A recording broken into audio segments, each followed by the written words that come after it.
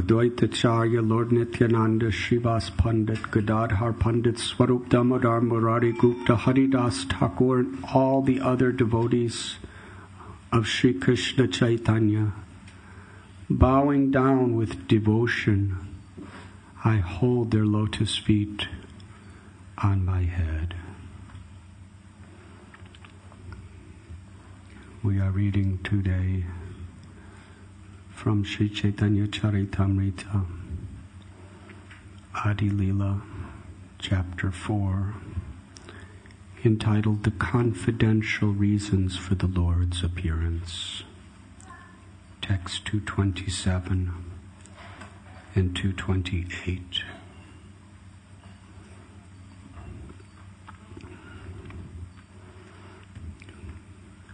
This particular verse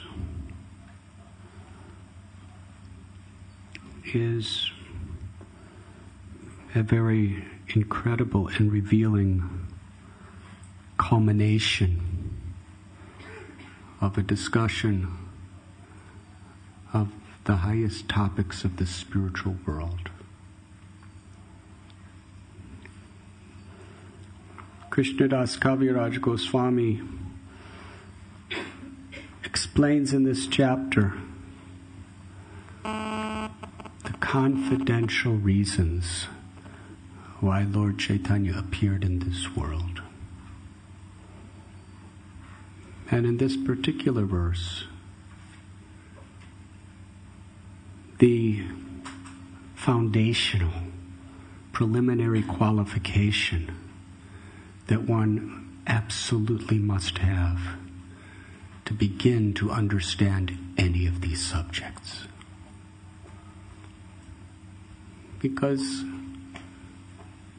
to understand anything theoretically, even philosophically, simply requires a good memory, a fertile brain, and astute intelligence. But to actually understand, to have realization, to enter into these mysteries beyond just a theoretical concept. In other words, in order for there to be an actual transformation of consciousness through this philosophy, this verse is foundational. To humble oneself in the mood of the servant, to honor, worship, and love the feet of the Lord's associates and Bhaktagana and all his devotees. If we don't have this quality of honoring, worshiping, loving, and serving the devotees from our heart of hearts, that whatever we learn will remain theoretical. It will nourish the brain, but it will not touch the heart. And this is Krishnadas Kaviraj Goswami's continuous message as he's describing the highest truths. He begins every chapter and ends every chapter humbling himself, taking the dust of the feet of Rupa and Raghunath and all the devotees on his head. That's how he ends each chapter. And the beginning telling the plight of his humility and seeking shelter of the Lord and the devotees. And in between, he describes the transcendental philosophy and pastimes of Lord Chaitanya. This is not a detail. This is the essence. Because Sri Chaitanya Charitamrita is not just a philosophical doctrine to prove the superiority of one's spiritual path over others. It's to actually open the doors for fortunate souls, whoever they may be, to enter into this highest realm of spiritual love.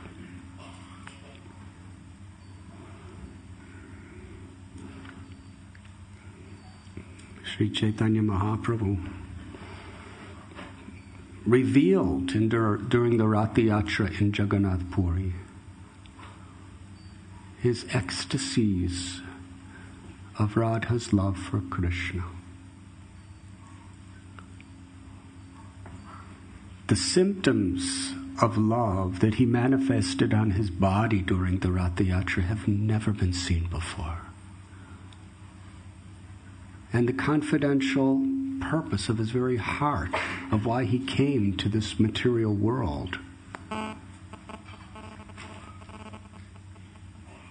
were revealed in an extraordinary way during the Rath Yatra. But he begins, before manifesting these symptoms of ecstasy, before beginning this Prem Sankirtan, this incredible kirtan of divine love in which he inundated the whole world with a simple prayer. Naham vipro nacha narapatir napi vaishya na shudra. I'm not a Brahmin or a Kshatriya, Vaishya or Sudra, or a Brahmachari, Grihastha, Vanaprastha, Sannyasi. All of these designations are sacred ways by which we can perform our duties in the service of the Lord. But in whatever varna ashram, social or occupational duty we may have, our true consciousness, Gopi Bharatur Padakamalayora Das Das Das Anudas, to be the servant of the servant of the servant of the servant of the Lord. And what it means to be a servant, that is so high and so deep. Vrindavan Das Thakur and Sri Chaitanya Bhagavat tells us that higher than elevation to the heavenly planets and being a king of heaven, which means higher than accumulating the most wealth of anyone in the universal creation. Higher than being a yogi who could perform all mystic powers, miracles, controlling material nature according to our whims. Higher even than liberation. That means detachment from all the pains and pleasures of this world. Is to have the title Das or Dasi, to be a servant. It's the ultimate. Because in Gaudiya Vaishnava Sampradaya, when we are given the word Das, servant of the Supreme Lord, servant of the Lord's devotees, we are given the highest title in all material and spiritual worlds.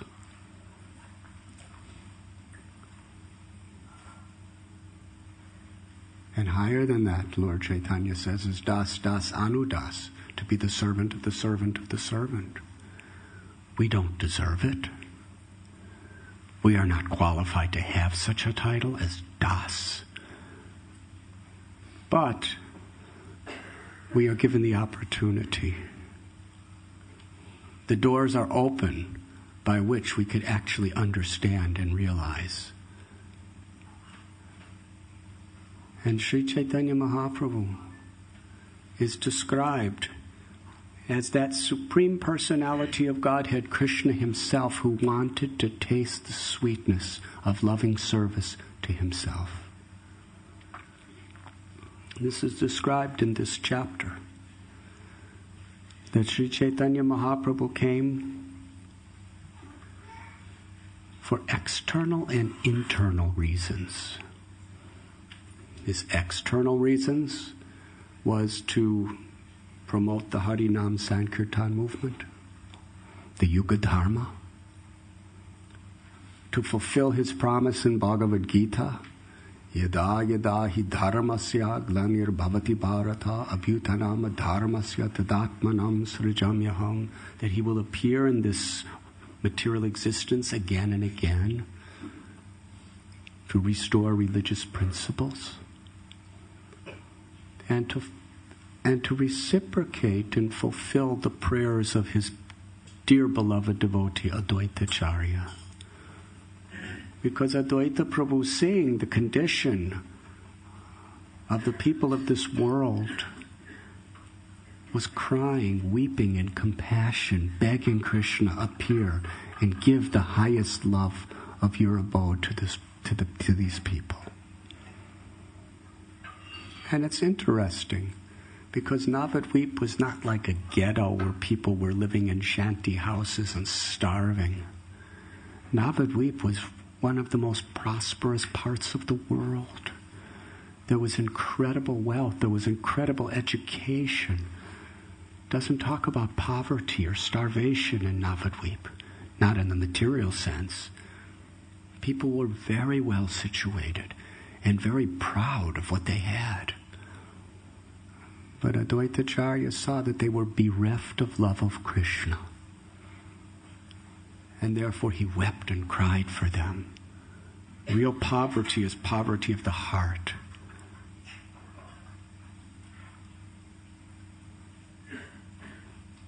But then the internal reasons are described in this chapter. Describes in brief, I'm being brief, it describes in detail in this chapter,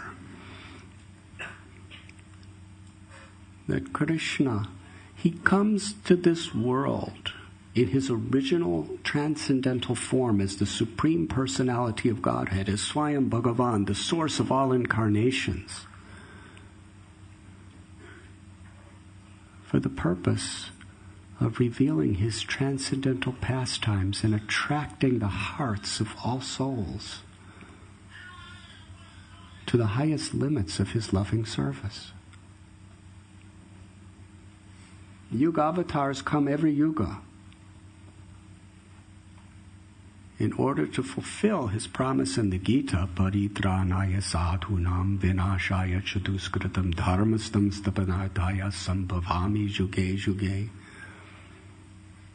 The Lord comes in his Vishnu form.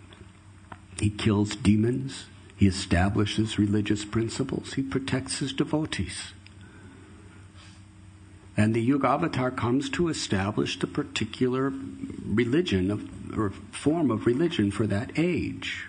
Satya Yuga, Treta Yuga, or Dwapar Yuga, Treta Yuga, Kali Yuga.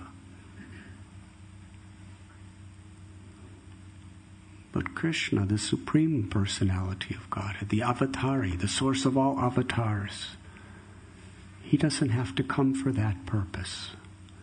Krishna comes once in a day of Brahma to reveal his transcendental pastimes. Pastimes wherein he teaches the love of Vrindavan, spontaneous love. Describes here in this chapter how the Lord is thanking. Krishnadas Kaviraj Goswami not only tells us what the Lord does, but he teaches us what the Lord thinks in the innermost recesses of his own heart. That in so many avatars that I take, I am teaching love of God in the Aishwarya Bhava, with understanding, worship, and surrender to my supreme majesty, my power, my supremacy. But nothing gives me as much pleasure as when my devotees love me intimately, as a son, as a friend, or as a lover. That is Vrindavan.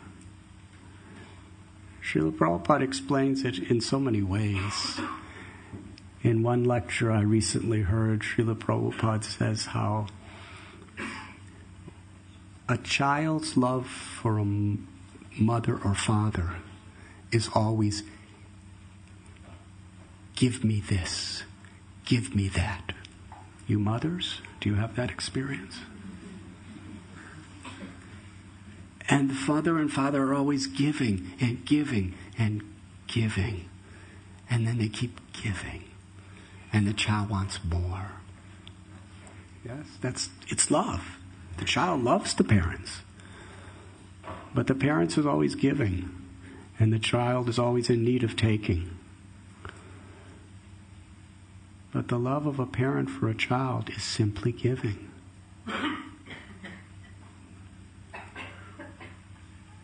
So which is a more intimate form of love? To love God as our Father and take, or to love God as our child and give? Because Krishna's everything, and he could take any position.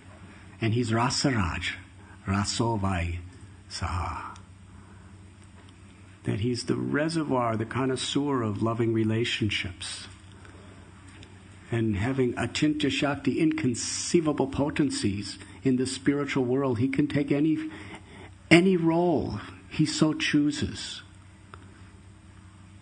to taste the sweetness of his devotees' love and to give the devotees higher and higher experiences of love. In Goloka Vrindavan, Krishna, he has 3 age groups: Kumara, Poganda, and Kishore. His very early childhood pastimes, which is predominantly shared with his mother and father, and the elder gopis and gopas in Vatsalya Ras, where they're simply showering upon him love and loving affection. Yes, they have already realized that he is the absolute truth, the cause of all causes, the source of everything, the Lord of all lords. But the intensity of their love is facilitated by the Yogamaya potency in such a way that their love as Krishna as their child, feeling his dependence on them, obscure, make them kind of forget that he's the supreme absolute truth, because that would interfere with the spontaneous of their parental affection. And as Poganda Lila, it's predominated mostly by his relationship with his friends. Yashoda Mai, she's thinking, if I don't bind up Krishna with this rope, then he's going to get hurt because of his mischievous activities. I must tie him up with this rope. But however many ropes she tied together, Krishna's waist, which didn't grow at all, could not be bound. It was always 2 fingers too short. More rope and more rope and more rope. This was an inconceivable, incredible pastime. There was enough ropes to circumambulate the whole property of Bhaktivedanta Manor. From the road beyond Dharamarg, all the way to this lake and beyond. She was tying more and more and more, thousands of ropes. And little Krishna's, Gopal's waist was only this big, and it didn't even grow. And yet it was always exactly 2 fingers too short. Does that make sense? If God had to make sense, what is the use of his being God? Anyone could make sense. Such an intimate Leela. He was showing his supremacy without changing the sweetness of his intimacy. When Vamanadev wanted to cover the 3 worlds with 2 steps, he grew that size. That's God. Yes, he's a little dwarf. And he asked 3 steps of land. And Bali Maharaj says, yes, take the 3 steps. And Sukacharya says, don't give, because he's going to grow really big and take everything you have.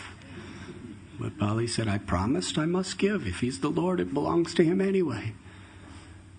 So Vamanadev grew. Everyone was looking up at this little dwarf. He became bigger than the universe practically. That's God. But Krishna, he grows without growing. Because if Yashoda Mai saw Krishna grow, she couldn't think, if I don't feed him my milk, he will die.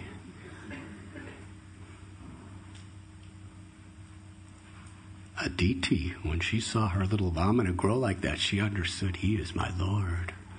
He's my son, but he's my Lord. But Yashoda, he kept the same little size.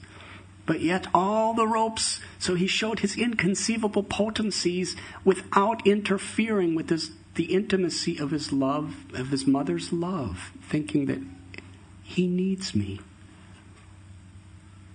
Garga Muni could say what he wants, that my little son is a great personality, as good as Narayan. He could say anything he wants, but I know, and Krishna knows what the truth is. When he hears thunder, he runs to me in fear, and I give him shelter. When he's hungry, he cries, and only I could satisfy him by giving the milk from my breast. Let Garga Muni talk all this philosophy, but Krishna knows and I know, and that's good enough. That is how our acharyas explain it.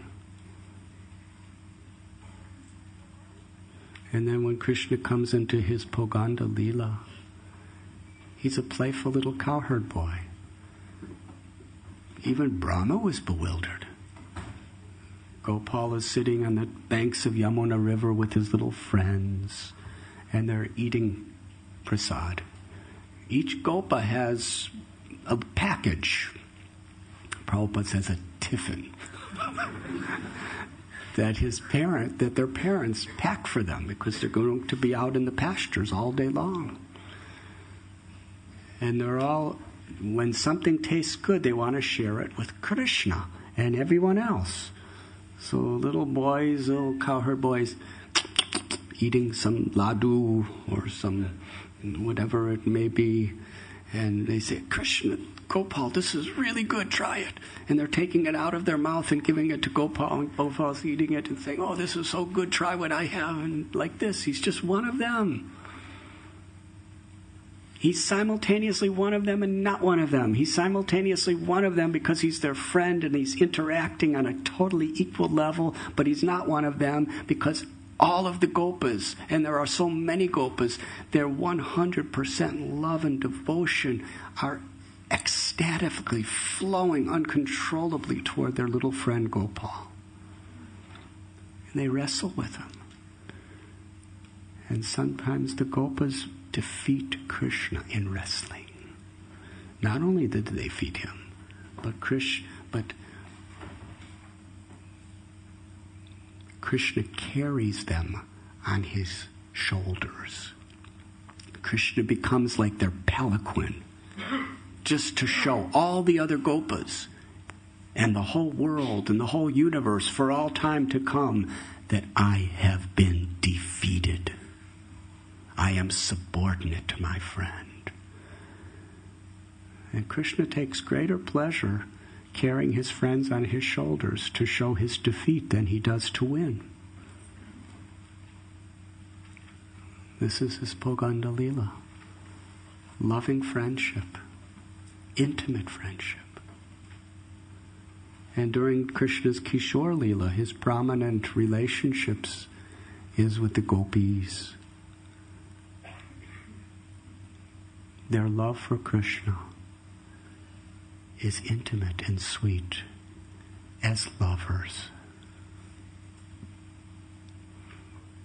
And Krishna explains how the gopis' love for Krishna is so pure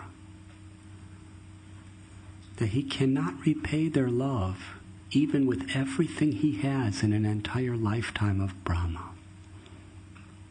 That is how he is feeling conquered and indebted by the love of gopis. And Krishnadas Kaviraj Goswami explains the nature of that love. In this world, kama, or love, is generally, actually, lust. What is the difference between this material kama and prema, or true love? Gives the analogy of iron and gold. They're both metals, but they have very different properties. They're not the same at all. When there is even a tinge of desire for one's own satisfaction, for one's own, whether it's sense gratification, the gross senses, or the mind, or the intelligence, or the ego, that is called, according to this very, very profound philosophy of Chaitanya Charitamrita and Srimad Bhagavat, that is lust. Where we are conceiving ourselves to be this material body and mind, and we want to find some inner satisfaction for ourselves, or outer satisfaction. And our relationships are based on what I can get from you. That is kama. Prema is the opposite. Everything is for the beloved. There is no tinge of what I want for myself. Rather, I'm willing to do anything for the pleasure of my beloved. The gopis,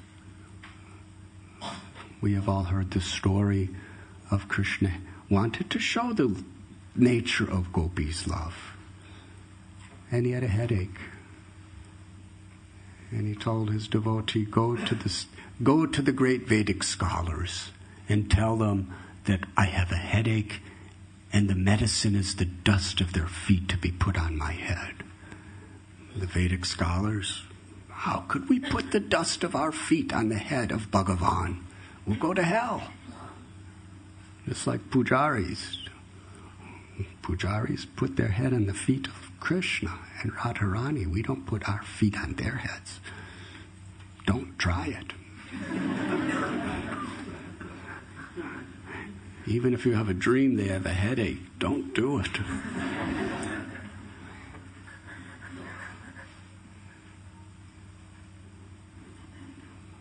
But Krishna's asking them to do it, so they wouldn't do it. Ask great rishis and yogis, nobody would do it. But gopis immediately scraped as much dust off their feet and put it in little packages and told the devotee, please take it immediately. Don't you know what's going to happen to you? Yes, of course, we'll go to hell. But we're willing to go to hell for the rest of eternity if it relieves Krishna of his headache even for 1 second. Can we conceive of such a thing? It seems unimaginable. But that is actually the quality of the gopis' love.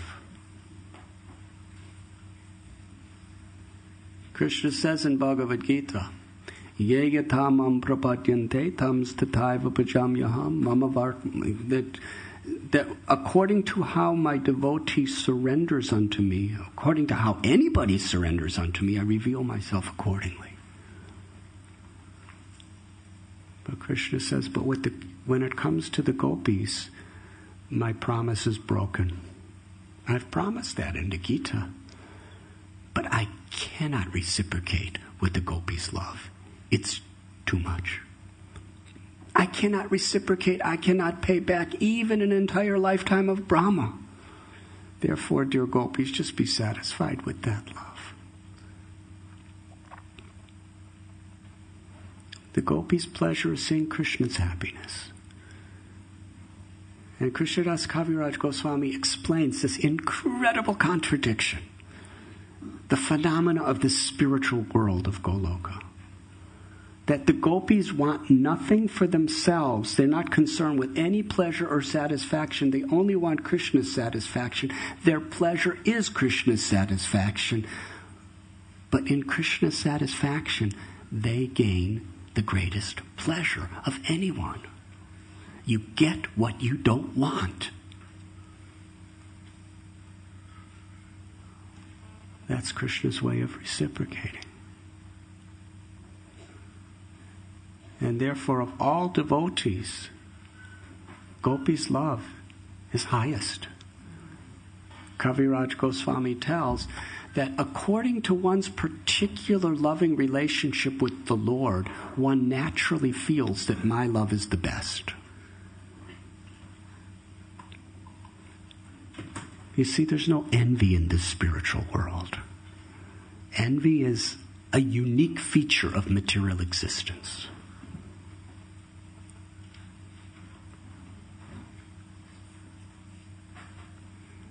If you're a cowherd boy, there's nothing else you want to be but a cowherd boy. It's not the cowherd boys who are thinking, why can't I dance at night with Krishna?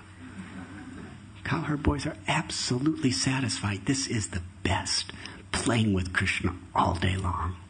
And Yashoda and Nanda and the elderly gopis and gopas and cows, their motherly affection, they're not thinking, can I be something else?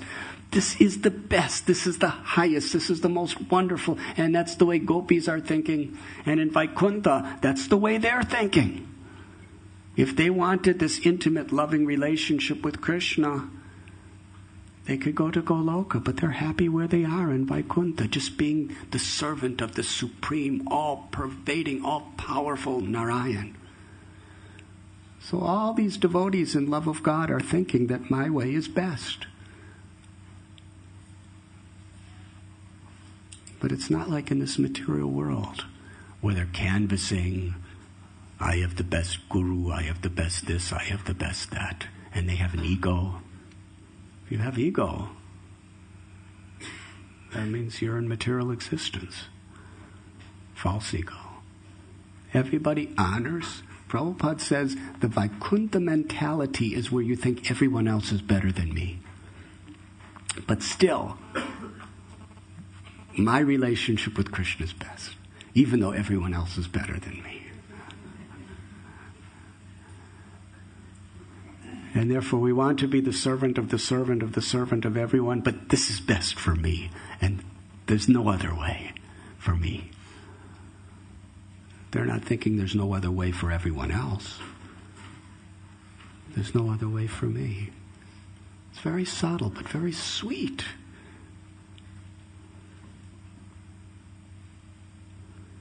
So everyone is thinking, according to their relationship with Krishna, is best. But if we object, that's a subjective conception. But if we objectively examine, then the love of the gopis is the best because it includes all others. The experience of love, qualitatively and quantitatively, of being a servant, a friend, a parent, are all included in the love of the gopis. Madhurya ras, supremely sweet. And of all the gopis, the very reservoir and source of all love and the highest is Sri Radharani. This is the culmination of the theology of Srimad Bhagavatam, where after 9 cantos of showing the various aspects of the Supreme Lord within creation, within the spiritual world, the Lord reveals his Vrindavan pastimes and reveals the gopi supremacy, and then leaves all the other gopis to be with this one gopi who worships him with the highest, sweetest, most inclusive love. And that is Sri Radha, Kaviraj Goswami describes that just as Krishna is the source of all incarnations, Radharani is the source of all Shaktis. She is the Hladini Shakti of the Lord. All the goddesses of fortune, of all the Vaikunthas, are her partial expansions. And all the queens of Dwarka are her partial reflections. Srimati Radharani is the original source of all divine energy of the Lord. She is the Hladini Shakti. Krishna's body is Satchit Ananda, eternal, full of knowledge and full of bliss, and his entire abode is Satchit Ananda, eternal, full of knowledge and full of bliss. Sandini potency is his eternal aspect, which sustains the entire spiritual realm. Samvit is his knowledge aspect, which in the spiritual world is the energy in which Krishna knows his devotees, and devotees are cognition of knowing him. And the Hladini Shakti, or Ananda Shakti, is the source of all the pleasure, the bliss, the ecstasy of the relationships. And Srimati Radharani is the very source of the Hladini Shakti. She's the source of all love. Kaviraj Goswami explains, what is Radha and Krishna? Their relationship, Krishna is the Vishaya, which means he is the supreme object of love. And Sri Radha is the Ashraya, the supreme abode of love. Radharani is the supreme lover, and Krishna is the supreme beloved. And although Krishna is Satchidananda, he is eternal, full of knowledge, full of bliss. He is Rasaraj, the king of all loving relationships.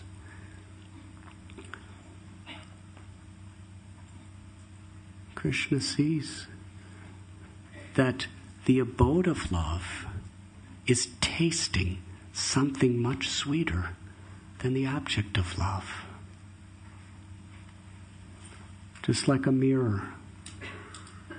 It describes in Chaitanya Charitamrita that Krishna sees his own reflection on a jewel pillar. And he becomes so endlessly attracted to his own reflection. He wants to enjoy it. But he's thinking, only Radharani could fully enjoy me. I want to taste what she tastes. I have infinite, ever-expanding bliss, but her happiness in tasting the sweetness of my love is 10 million times greater than my own satisfaction. Even though she doesn't want any satisfaction for herself, her happiness is 10 million times greater than my own. I want to taste the sweetness of her love, understand the nature of her love, understand what it is about me that puts her in such a trance of ecstatic love, and what is the happiness she feels in serving me. Vedaham samatitani varatamanani chajana babashani chabutani mam tu vedana kashtana. Krishna tells in Gita that I know everything happening in the past, the present, and the future. I know all living beings. I know everything. Krishna knows every desire, every action, every word of every living being, and he never forgets.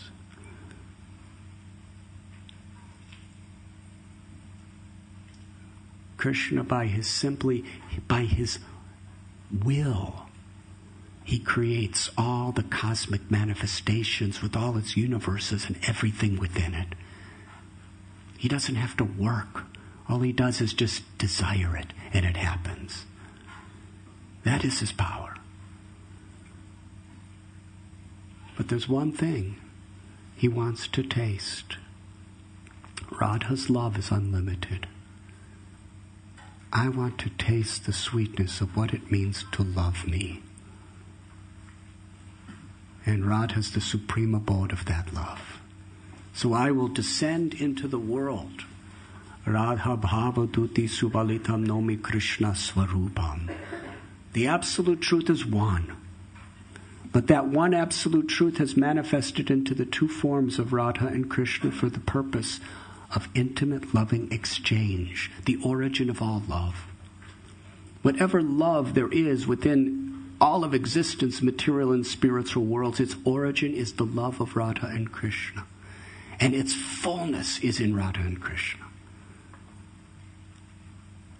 Their relationship.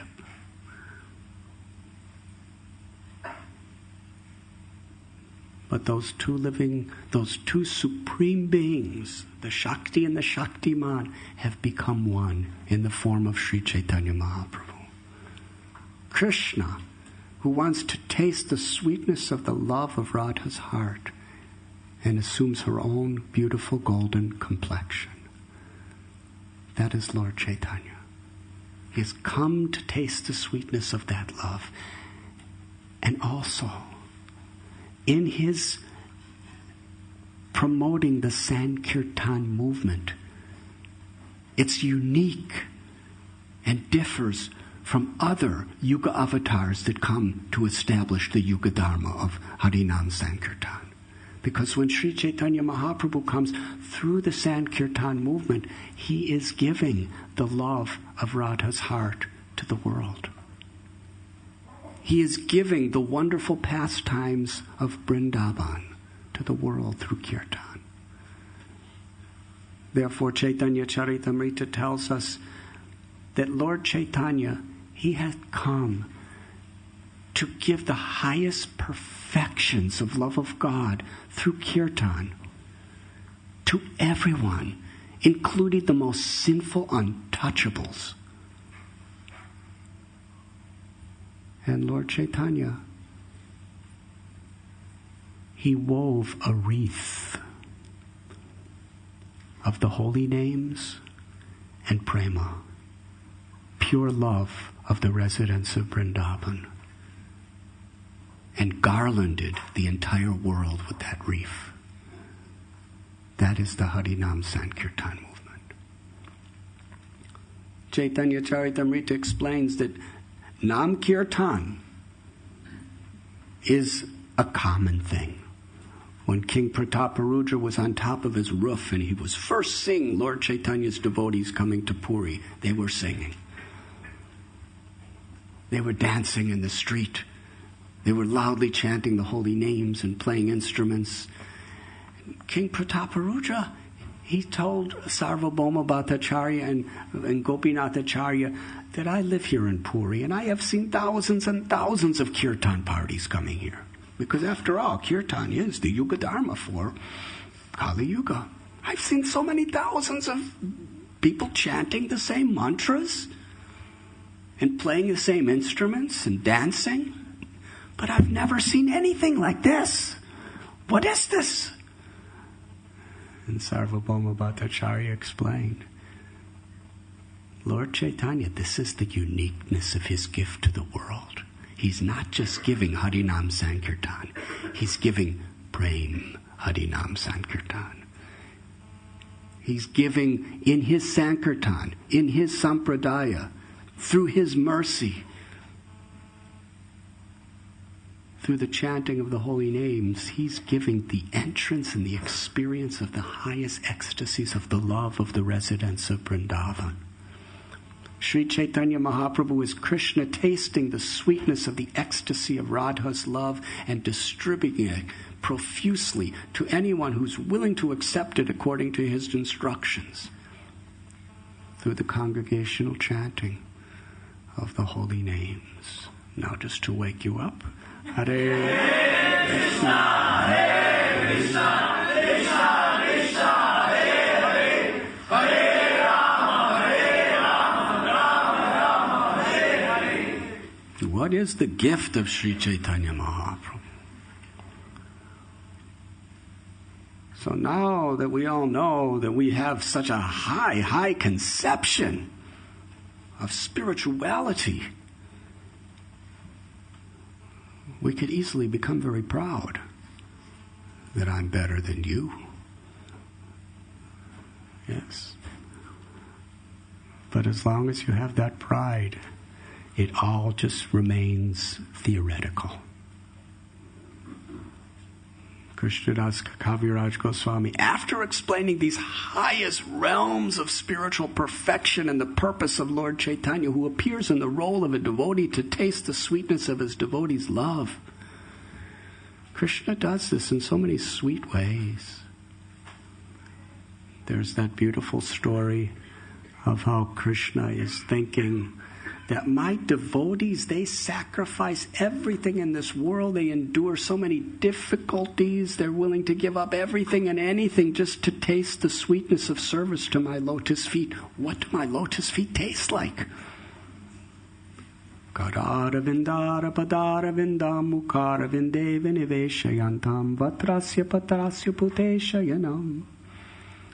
So the Lord takes the form of a little baby and is floating in the ocean of devastation on a little banyan tree leaf, sucking on his toe. Because, if Narayana Vaikuntha starts sucking on his toe, it may interfere with devotees' relationship. But babies naturally suck toes. So he took the form of an old baby to suck his toe, just to taste the sweetness of what his devotees give their lives to taste. And Sri Chaitanya Mahaprabhu, he came to this world to taste what the supreme origin of all devotees tastes, Radha, the love of her heart, and to distribute the nature of that love to all of us. Very high conception. But Krishnadas Kaviraj Goswami, in this verse that we are reading today, he brings it all to a realistic platform of how we can actually experience it. It begins with offering honor and respect, appreciating and serving the Lord's associates and Bhaktagana, all the Lord's devotees. He gives the names of such exalted personalities: Advaitacharya, Nityananda, Srivas, Gadadhar, Swarup Damodar, Murari Gupta, Haridas Thakur. That's not a problem for us, is it? But then, Bhaktagana, which means all the devotees. That means the person you're sitting next to today and everyone else. All the devotees of Sri Krishna.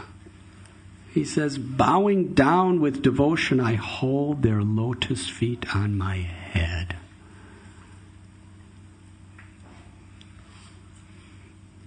And Sri Chaitanya Mahaprabhu, he taught this principle.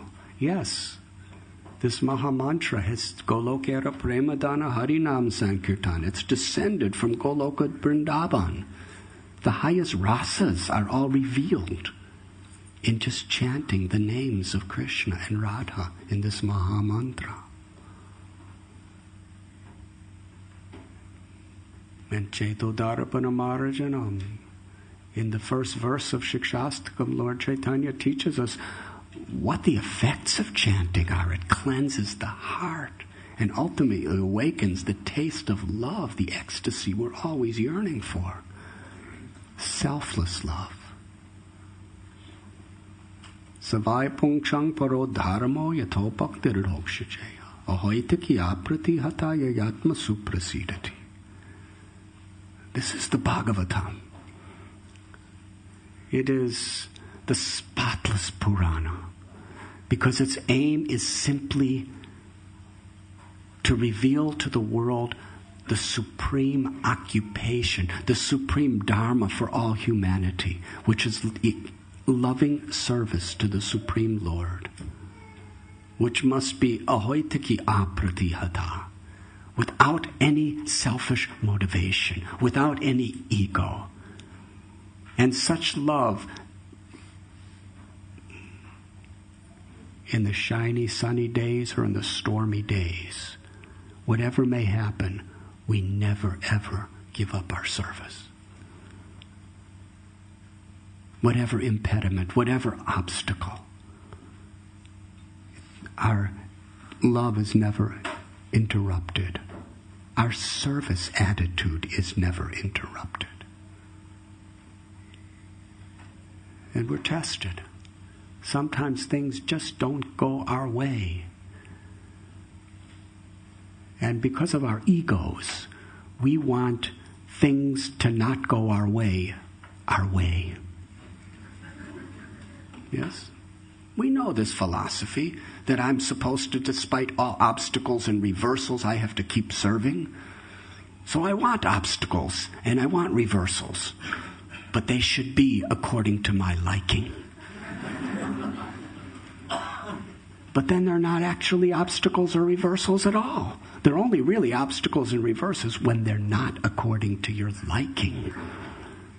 When they're actually hard, when they're difficult, when people just aren't treating you the way you want to be treated, when material nature is not treating you the way you want to be treated, when it appears that Krishna is just doing things to me, and people are doing things, and nature's doing things, and my own body and mind are doing things, and this is impossible. Why is God doing this to me? I have to take shelter somewhere. Television.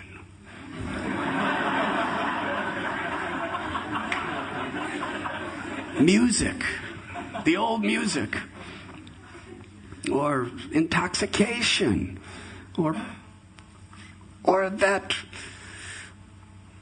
most palatable experience of prajalpa gossip, just to somehow or other, take the edge off the sufferings and the difficulties I'm enduring. But when things happen, we may not be able to physically perform our service the same way. We have seen devotees who get incurable diseases and they're paralyzed. They can't get out of their bed. But they still have the will to serve. And even though they may not be able to do all the things that they used to do, they appreciate what everybody else is doing, and they're grateful. And they're just trying to chant the holy names according to what they can do, and they're perfect devotees because their service attitude is never disturbed. In different phases of our life, our abilities to perform different services may change, but our attitude to serve selflessly should never change under any situation. That's what ahoiktakiya pratihata means. In order for the soul to be satisfied, this love, this prema, without a tinge of selfish desires, is required. Now this may seem so far away. When we first become devotees, when we hear this concept of prema, unselfish, unegoistic, uninterrupted loving service to the Lord, it seems so easy. All I have to do is just chant Hare Krishna and just follow a few principles and wake up for Mangal Arati and it will happen. But then when we're devotees, the longer we're devotees, the more we realize how rare and how special and how elevated this prema really is. Did any of you have that experience? I'm so far from it. Sometimes the more we try for it, the more we realize how far away we are from it. Daivi Yeshu Gunamayi Mama Maya Duratyaya Mame Vamye Prapadyante Maya Meta Tarantite. Then we come to the beginning of our real bhakti, when we realize, I can't do it. It's only by the grace of Radharani and Krishna that this prema could be awakened in my heart, this unselfish, unmotivated devotion.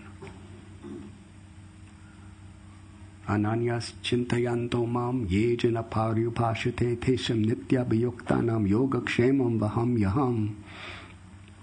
This verse gives us so much hope. Krishna says, just be sincere. Just take shelter of me. And if you do that, I will protect whatever you have, and I will compensate for whatever you lack. This prema bhakti cannot be attained.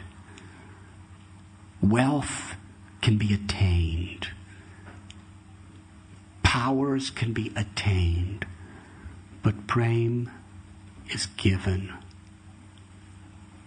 And Srila Prabhupada writes, it's very rare to attain this prema. But Krishna easily gives it. If we are sincere, if we are serious, and we have no ulterior motives. If we simply have that, Srila Prabhupada says Krishna easily gives it. So Sri Chaitanya Mahaprabhu, after explaining the power of the holy name, he teaches us how we have to chant it. Nam namakari bahuda nija saravashaktis, that the name is, all the Lord's potencies are within the names. Everything, the spiritual world and our relationship with Krishna in the spiritual world can all be revealed in the holy names. It's all powerful.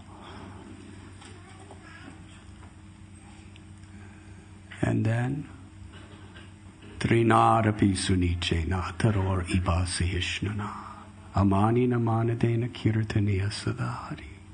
To taste the names, we aspire to be humble like a blade of grass, tolerant and forgiving like a tree, eager to offer all respect to others and not expect respect for oneself. With this aspiration in our heart, we could taste the sweetness of the holy name because Krishna is pleased with us. Last night we were speaking of cooperation.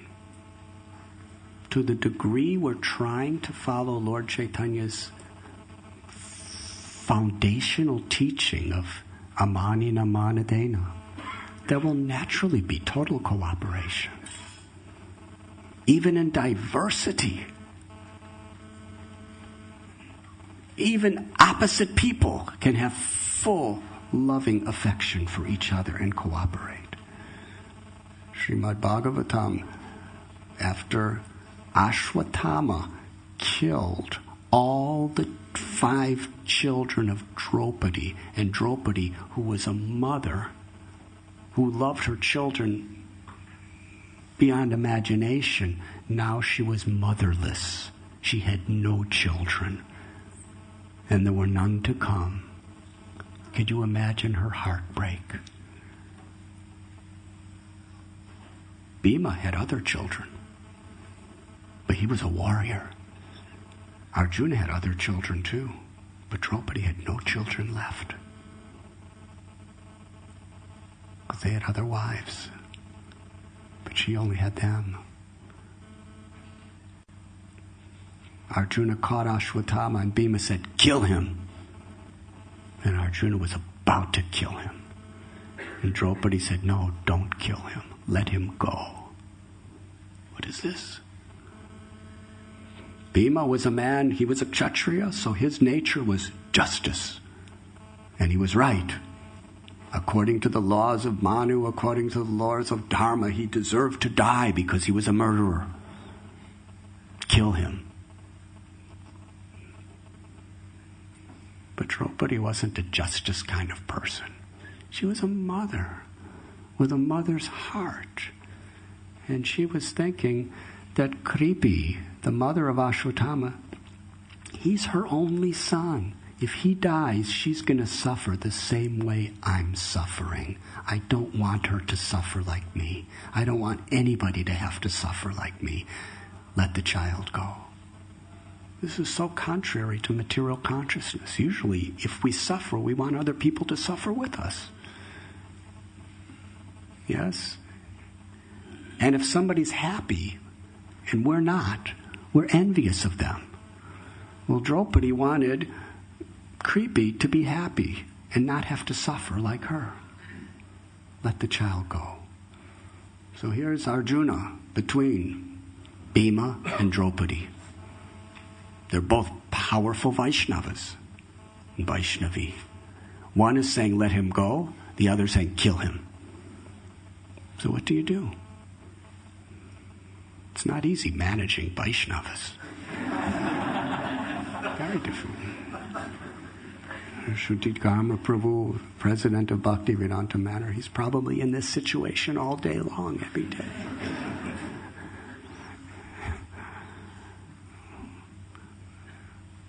But you see, what was beautiful about this story is there was absolutely no enmity between Bhima and Draupadi. There was love and respect. They honored each other totally, even though they had completely different opinions of how to deal with the situation because they had different natures. And Krishna taught Arjuna and Bhima and Draupadi how to somehow or other honor each other and come to a, what is the best word? Common ground.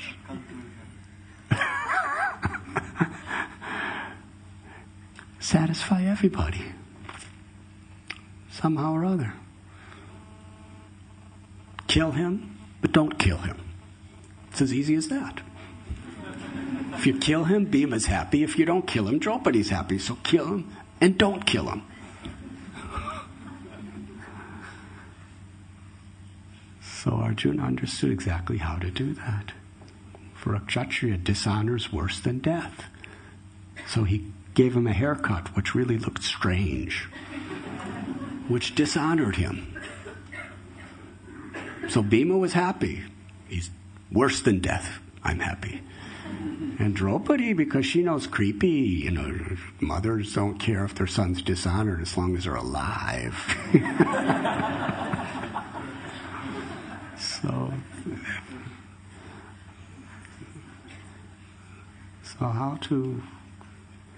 how to respect each other as Vaishnavas, even with our differences. Amanina manadena. And the first two names that Krishnadas Kaviraj Goswami explains in this verse are Advaitacharya and Nityananda. And we know their relationship. They have all kinds of fights. They criticize each other like anything. Yes? But it's out of love. Nityananda Prabhu comes to Advaita Prabhu's house, and Nityananda says, "You're giving me so little food. I've been fasting for so many days, and now I have to continue to fast because this amount of food is not even a morsel compared to what I need to fill my belly." And Advaitacharya says that, this is all I have. I'm a Brahmin. I'm giving you everything I have. You should be satisfied. You're supposed to be a renunciate. You're supposed to be self-satisfied. What is this all? Your greedy belly. And Nityananda Prabhu starts eating, and then he says, "It's useless. There's not enough." And he throws the rice, and he says, and Advaitacharya said, Nityananda says, "This is all useless. You have no real service attitude. You can't feed a guest when he comes to your house." And Advaitacharya says, "I'm never going to invite any more guests like you, that you reject Paramhamsa."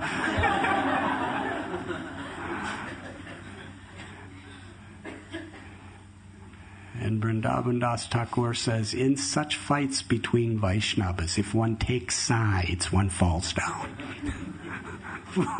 One has to understand that they're both transcendentally serving according to their own ways. So he's beginning with Advaitacharya and Nityananda. They had different natures, but they loved each other dearly, and they honored and respected each other, even with their different natures, completely. King Prataparudra and Kulavecha Sridhar, they had very different natures. but the love, the honor, the respect that we have for them and they have for each other. That is Vaishnav consciousness. So yes, at the end of every chapter, even explaining the most intimate, loving sentiments of Sri Chaitanya Mahaprabhu in the Gambhira, tasting and revealing the love of Radha and Krishna, and Radha's love and separation as she was feeling when Uddhava came from Mathura to Vrindavan with a message. We read in Srimad Bhagavatam the intense ecstasies of Radha's love and separation. She was mad. Lord Chaitanya was tasting that practically for the entirety of the last 12 years of his pastimes, and describing these things where he's seeing Govardhan Hill. He's seeing a sand dune and thinking it's Govardhan Hill and running to it in ecstasy and going into all transformations. He sees the sea and thinks of it as Jamuna and dives in and is floating underwater and underwater all night in ecstatic symptoms. But he ends every chapter taking the dust of the feet of Rupa and Raghunath on his head. And what is Rupa Raghunath? They have revealed the highest levels of spiritual intimacy of the Madhurya Rasa of Vrindavan. But when they came before Lord Chaitanya, first they received the blessings of Nityananda and Haridas Thakur. They were brought into Lord Chaitanya's presence by surrendering and taking the blessings of Nityananda and Haridas Thakur. And then with straw between their teeth, they offered prayers of humility, that we are the most fallen, we are the most abominable, we are the most undeserving, but we desperately need your mercy.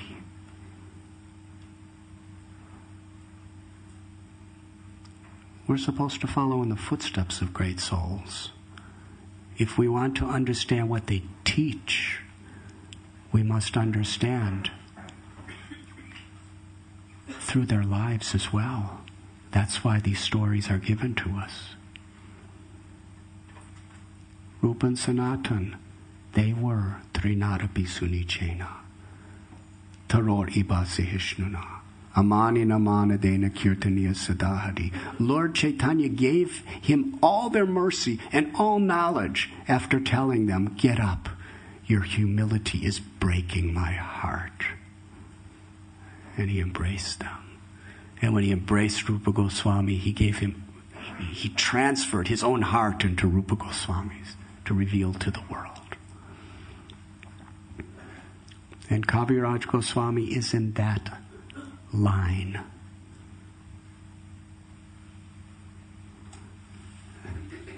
Bowing down with devotion to all these devotees, I hold their lotus feet on my head. And Prabhupada says, the author of Sri Chaitanya Charitamrita teaches us that we must offer our respectful obeisances to all such pure confidential devotees of Lord Chaitanya